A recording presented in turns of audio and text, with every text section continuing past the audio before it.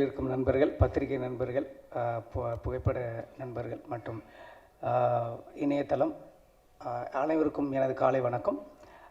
இந்த ஸ்டான்லி பேசும்போது சொன்னார், இந்த படத்தை டைட்டில் அனௌன்ஸ் பண்ண உடனே நிறைய பேர் ஒரு காதில் போட்டாங்கன்னு சொல்லி. அது நிறைய பேர் இல்லை, நான் தான் அது.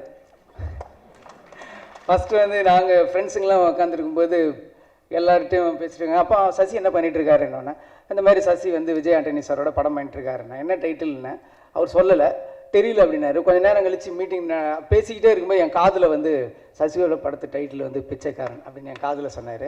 ஓ அப்படியா அப்படின்னு சொல்லிட்டு நான் கொஞ்சம் நேரம் அப்படியே யோசித்தேன்.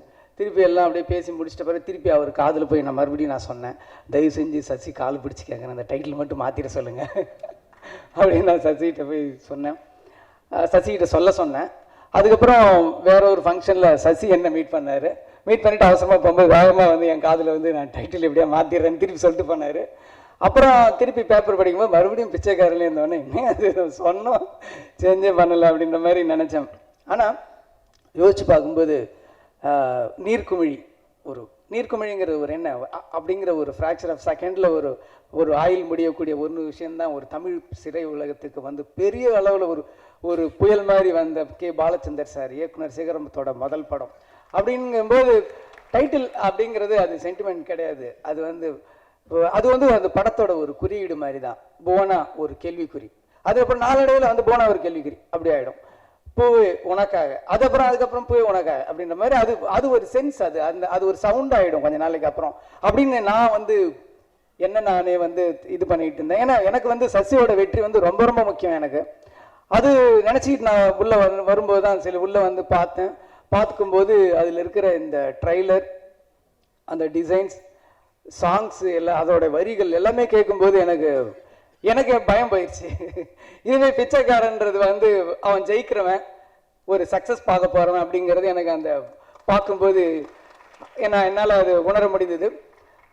சசியை பற்றி நான் சொல்லும்போது முக்கியமாக ஒரு விஷயம் வந்து, நான் வந்து அசிஸ்டன்ட் டைரக்டராக இருந்து அந்த வேலையை விட்டுட்டு டைரக்டராக ட்ரை பண்ணலாம் அப்படின்னு அந்த வாய்ப்புங்கிறது அந்த டைம் வந்து ரொம்ப முக்கியமான ஒரு பீரியட். ஏன்னா பேசுகிறதுக்கு ஆள் இருக்க மாட்டாங்க, சாப்பாடு போடுறதுக்கு ஆள் இருக்க மாட்டாங்க, பாக்கெட்டில் காசு இருக்காது. அந்த மாதிரி ஒரு சுச்சுவேஷனில் வந்து ஏவிஎம்மில் நான் சசியை மீட் பண்ணேன். அதுக்கு முன்னாடி நாங்கள் நண்பர்கள் தான்.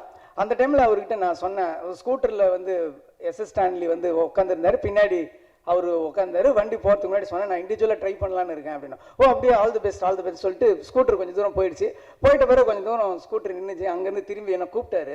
திரும்பி நான் போனோடனே கிட்ட போனோடனே என்கிட்ட சொன்னார், ஸ்டான்லி கிட்ட இருந்து விட்டுட்டு என்னை கொஞ்சம் தூரம் தனியாக கூப்பிட்டு போய் சொன்னார், படம் தனியாக ட்ரை பண்ணுறேன்னு சொல்கிறீங்க, கையில் காசு இருக்காது, ஏதாவது கஷ்டம்னா எனக்கு எந்த டைமாக இருந்தாலும் எனக்கு சொல்லி அனுப்புங்க,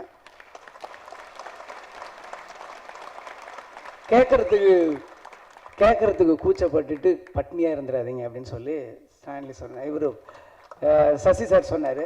உண்மையிலே ரொம்ப சந்தோஷமாக இருந்துச்சு, எனக்கு பெரிய பலமாக இருந்துச்சு. ஏன்னா அந்த டைமில் வந்து நான் இந்த படத்தோட டைட்டில் மாதிரி தான் இருந்தேன், சசியோட மனசு வந்து அது மேலே இருக்கிற கிரீடம் மாதிரி இருந்துச்சு. ஸோ அந்த மனசுக்காக இந்த படம் வெற்றி அடையும். எனக்கு வந்து இப்போ சொல்லாமலாம் என்ன மாதிரி வேவ் ஏற்படுத்திச்சு அந்த டைமில் அப்படின்றது வந்து அந்த டைமில் இருக்கிற அசிஸ்டன்ட் டைரக்டர்கள் தெரியும். கோடம்பாக்கம் வீதிகளில் இருக்கிற டீ கடையில் எல்லாத்து வாயிலையும் இருந்து வந்த வார்த்தைகள் வந்து சசி சசி சசி தான். அந்த வார்த்தை அவருடைய அடைய போக வேண்டிய இடம் வந்து மிகப்பெரிய இடம். சிவா சார் சொன்ன மாதிரி அவர் மிக சீக்கிரத்தில் அந்த இடத்த அடையணுங்கிறது என்னோட நம்பிக்கை. அவரோட ஒரு ஸ்கிரிப்டை வந்து ஹிந்தியில் கொண்டு போகணும், ஹிந்தியில் அந்த படத்தை ப்ரொடியூஸ் பண்ணணுங்கிறது என்னோட நீண்ட நாள் ஆசை. அதுவும் சீக்கிரத்தில் நிறைவேறுன்ற என்னோட நம்பிக்கை இருக்குது. அதுக்கப்புறம் வந்து விஜய் ஆண்டனி சாரோட ஸ்கிரிப்ட் செலெக்ஷன்லாம் நான் பிகினிங்லேருந்தே பார்த்துட்டு வரேன். ஒரு மியூசிக் டைரக்டர் சடனாக ஒரு ஹீரோ அப்படின்னும் போது புரியல, ஒருவேளை ஆர்வமாக பண்ணுறாரா என்ன ஏது அப்படின்ற மாதிரி புரியல. பட் அந்த நான் படம் பார்த்தப்பவே தெரிஞ்சுது வந்து இவரோட செலெக்ஷன் ரொம்ப நல்லா இருக்குது. ஃப்ரம் த பிகினிங்லேருந்து எண்டு வரைக்கும் ஒரு கிரிப்பிங்காக இருந்தது. ஒரு ஸ்கிரிப்ட் இந்த மாதிரி ஒரு செலக்ட் பண்ணுறது, அதுவும் புது ஹீரோவை புது டைரக்டரை இன்ட்ரடியூஸ் பண்ணுறது எவ்வளோ பெரிய விஷயம். அதுக்கப்புறம் தொடர்ந்து வர்ற அவருடைய படங்கள் எல்லாமே ஸ்கிரிப்ட் செலெக்ஷன் ரொம்ப நல்லா இருக்குது. கண்டிப்பாக இந்த படமும் அந்த வகையில் ரொம்ப பெரிய வெற்றி அடையும் அப்படிங்கிற என்னோட நம்பிக்கை. இந்த படத்தோட கேஆர் ஃபிலிம்ஸ் வந்து ரிலீஸ் பண்ணியிருக்காங்க. புது ஆளுங்க, டிஸ்ட்ரிபியூட்டர்ஸ் புதுசாக வர்றவங்க வெல்கம். நீங்கள் வந்து இன்னும் நிறைய படங்கள் பண்ணணும். நல்ல சென்டிமெண்ட் ஃபில்மு தான் இது வந்து. ஏன்னா ஒரு மனித நேயத்துக்கு வந்து உதாரணமான ஒரு டைட்டில். கண்டிப்பாக வந்து இந்த படம் மிகப்பெரிய வெற்றி அடையும். எல்லாரும் பத்திரிகை நண்பர்கள், ரசிகர்கள் எல்லாரோட சப்போர்ட்டும் இந்த படத்துக்கு வேணும்னு சொல்லி நானும் இறைவனை வேண்டிக்கிறேன். நன்றி, வணக்கம்.